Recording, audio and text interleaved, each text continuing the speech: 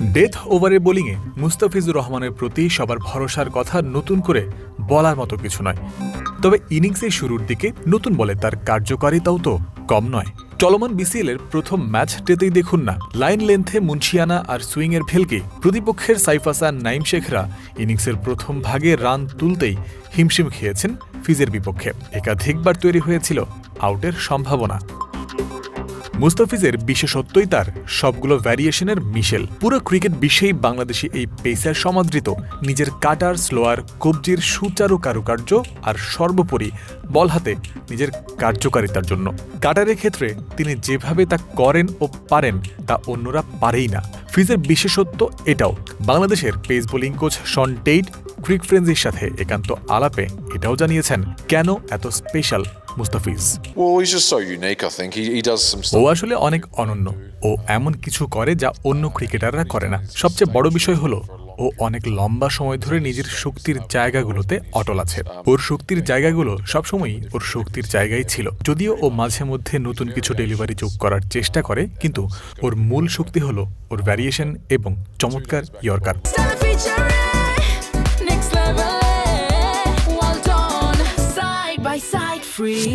Cricket বিশেষজ্ঞরা বলে থাকেন, একটা পর্যায়ে মুস্তাফিজের কাঁধে অপারেশনের পর যখন কমে গিয়েছিল তার স্টক ডেলিভারির গতি, তখন তার স্লোয়ার আর কাটারের ইফেক্টিভনেসও কমে গিয়েছিল। সে সময় ব্যাটাররা তাকে পড়তে পারছিলেন অনায়াসেই। মুস্তাফিজ তখনই বেশি ভয়ঙ্কর হয়ে ওঠেন যখন তার স্টক ডেলিভারি বা সাধারণ পেস বলগুলো হয় 140 কিলোমিটার গতির আশপাশে।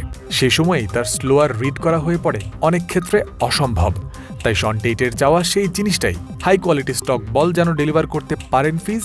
স্লোয়ার কাটারের শিল্প তো তার জানা আছে ভালোই। আমার মতে ফিজের জন্য সবচেয়ে গুরুত্বপূর্ণ হলো ওর স্টক ডেলিভারিগুলো যেন উচ্চমানের হয়। যদি ও সেটা ধরে রাখতে পারে, তবে ওর ভ্যারিয়েশনগুলো সামলানো ব্যাটসম্যানের জন্য প্রায় অসম্ভব হয়ে পড়ে। সে খুব ভালোভাবেই এগোচ্ছে। আমি যখন থেকে এই দায়িত্বে এসেছি তখন থেকেই ওর স্টক ডেলিভারিগুলো বেশ ভালো দেখছি। সত্যি বলতে আমি ফিজকে খুব বেশি কোচিং করাই না। স্লোয়ার কাটার বল করার সময় মুস্তাফিজের রান আপ আর অ্যাকশন থাকে অন্য স্টক ডেলিভারির মতোই। এমনকি রিলিজের সময় হাতের গতি না পাল্টেই তা করতে পারেন ফিজ। মূল ভূমিকাটা এখানে তার স্থিতিস্থাপক কবজির। ক্রিকেট বোদ্ধা অ্যালান উইলকিন্স বলেছিলেন, মুস্তাফিজের কবজিতে হয় 360 ডিগ্রি রোটেশন, যা এক বিরল ঘটনা, আর কারো পক্ষেই তা সম্ভব না। শন টেইটের কাছে সেটাই জানতে চাওয়া, কিভাবে কবজির 360 ডিগ্রি ঘূর্ণন সম্ভবপর করেন মুস্তাফিজ।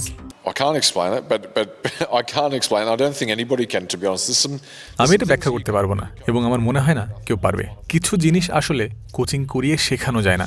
এটি তেমনই একটি ব্যাপার। ওর সেই দারুণ ক্ষমতা আছে উইকেট থেকে বল দুই দিকেই স্পিন করানোর। ও যখন ফর্মে থাকে ও জানে কখন কোন বলটা করতে হবে। ওর ক্যারিয়ারের এই পর্যায়ে এসে আমি চাই ও কেবল ক্রিকেটটা উপভোগ করুক, কারণ ও এখন ওর ক্যারিয়ারের শেষের দিকের কাছাকাছি আছে। ওর এখনো অনেক সময় আছে। আমি চাই ও নিজের ক্রিকেট উপভোগ করুক, খুশি থাকুক, সুস্থ থাকুক। আমার বয়স যখন 30-এর ঘরে ছিল, তখন আমিও চাইতাম উপভোগ করতে, এবং আপনার শরীর আন্তর্জাতিক ক্রিকেট চালিয়ে যেতে পারবে সেটা নিশ্চিত করতে হবে। ওর সব খুব ভালো চলছে, তবে ওর কবজির সেই জাদুকরি মুভমেন্টের ব্যাখ্যা আমার কাছে নেই। মুস্তাফিজ উপভোগ করুক নিজের ক্রিকেট, খুশি আর সুস্থ থাকুক। বন্ধু সমগুরু শন টেইটের চাওয়া তো এমনই। সবসময় ভালো থাকা মুস্তাফিজ নিজের আয়ত্তের বাইরে থাকা কোনো কিছু নিয়েই ভাবতেই চান না, সেটাও স্পষ্ট করে জানিয়েছেন শন টেইট। জয়ন্ত বিন্দু, ক্রিক ফ্রেন্ডজি।